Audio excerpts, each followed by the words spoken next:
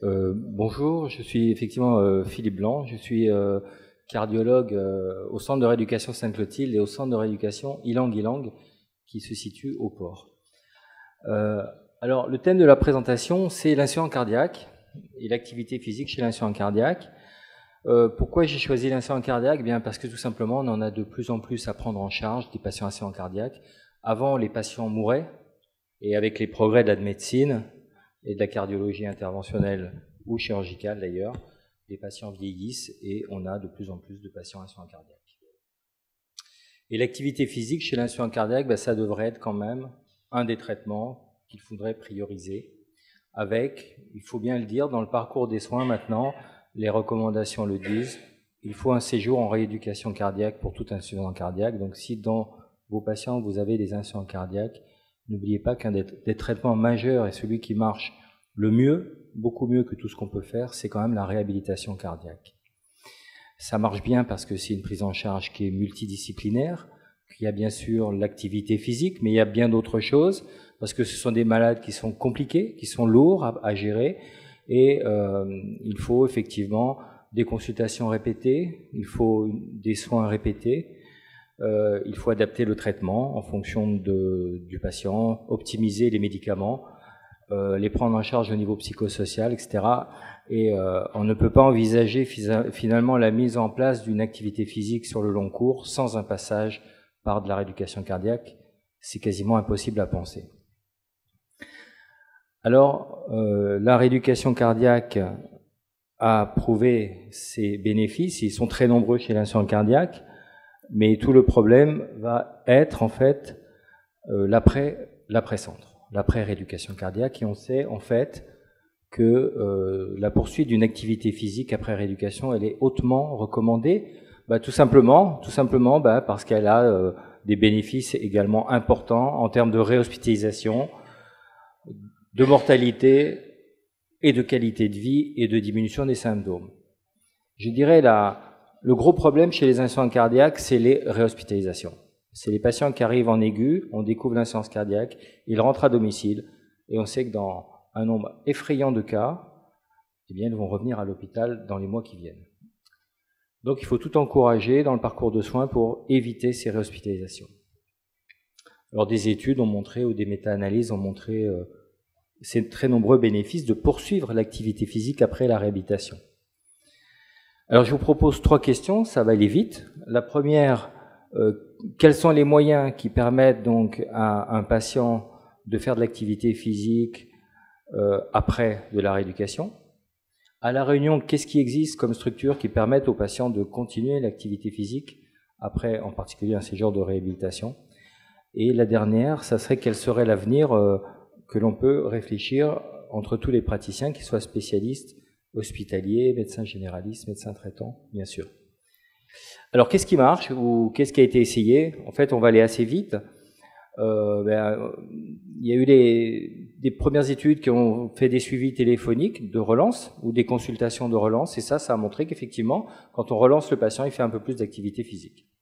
Après, il y avait en métropole, actuellement, il y a le développement, bien sûr, des programmes d'éducation thérapeutique, mais ça, c'est pas du tout étudié en termes d'efficacité. Et plus étudiés sont les unités de traitement de l'insuffisance cardiaque. C'est des maisons d'insuffisance cardiaque où les insuffisants cardiaques viennent régulièrement pour avoir un checking et pour avoir un rappel des bons comportements à avoir. Alors, les clubs d'anciens patients, vous savez, genre Club Cœur et Santé qui peuvent exister, sont très attrayants au niveau du regroupement de patients, mais n'ont jamais fait preuve d'efficacité scientifiquement sur quelques points que ce soit. Et enfin, évidemment, actuellement, il y a les objets connectés qui sont de plus en plus présents, qui vont le devenir complètement et très très très vite, qui n'ont il y a très peu d'études qui montrent que ça marche, bien sûr, pour l'instant, c'est un peu nouveau. Ça se développe beaucoup chez les patients, vous savez, qui ont des défibrillateurs ou des pacemakers qui peuvent être donc suivis grâce à la télémédecine, la télécardiologie à domicile. Et il y a la dernière chose qui est probablement la mieux documentée, c'est sur le long cours en tout cas, avec des reculs importants, c'est des programmes qui ont été mis en place, mais des programmes qui sont supervisés, c'est-à-dire pilotés par un cardiologue, avec des séances répétées, hebdomadaire encadrée par des professionnels de santé. Et là, on a plusieurs études qui montrent effectivement des choses extrêmement intéressantes à 10 ans. Donc c'est quand même un recul extrêmement important pour un accident cardiaque dont on connaît l'espérance de vie, avec des améliorations de la VO2. La VO2, c'est ce qu'on mesure pour connaître finalement la forme physique globale d'un individu. La qualité de vie, la mortalité, la réhospitalisation, c'est-à-dire tout ce qui est profitable aux patients.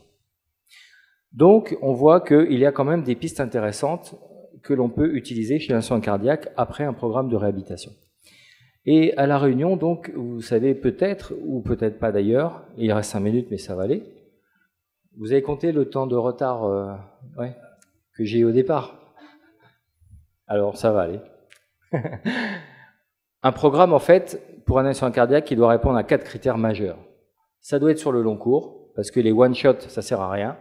Il doit être adapté, parce qu'un accident cardiaque, il faut adapter bien sûr son activité physique. Il doit être réalisé en toute sécurité. On a des malades avec des défibrillateurs, des pacemakers, qui peuvent s'aggraver très vite.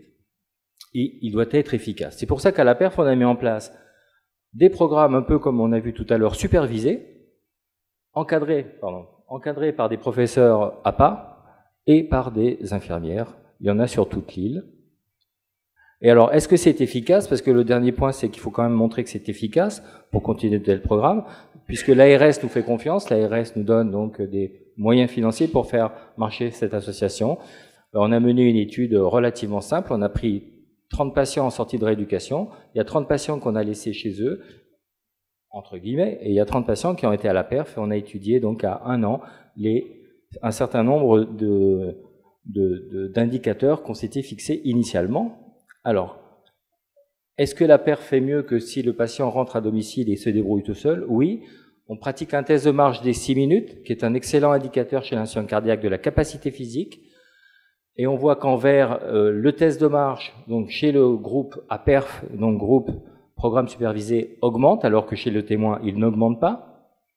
Le score de Dijon, qui est un score qui permet de savoir si le patient fait beaucoup, un peu ou pas du tout d'activité physique, eh bien, il progresse chez les patients de la PERF, ce qui veut dire que non seulement ils viennent aux séances de la PERF, mais ils font un peu plus d'activité physique par rapport au groupe témoin. Et puis, on a également des indicateurs sur l'anxiété-dépression très fréquentes chez l'insuffisance cardiaque, avec d'excellents résultats sur la dépression en particulier, et même d'excellents résultats sur l'IMC.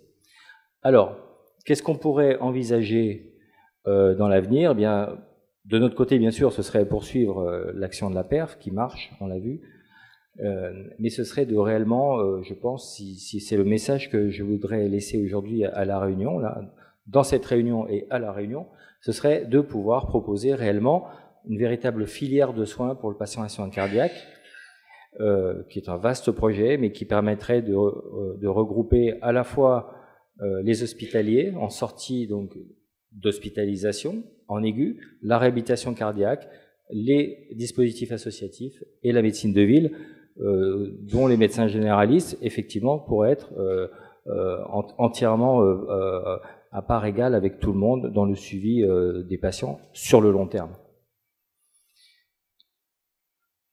J'en ai fini. Je rajouterai simplement, parce que pour éviter une question qui peut tomber, la PERF est réservée essentiellement aux patients qui sortent d'établissements partenaires. C'est-à-dire que vous ne pouvez pas adresser directement un patient à la PERF, même s'il est insuffisant cardiaque. Le patient doit d'abord bénéficier d'un programme de réhabilitation parce que, je vous l'ai dit, ce sont des patients difficiles, qu'il faut amener un certain niveau de compétences dans tous les domaines avant de leur permettre de rentrer dans des programmes au long cours. Je vous remercie.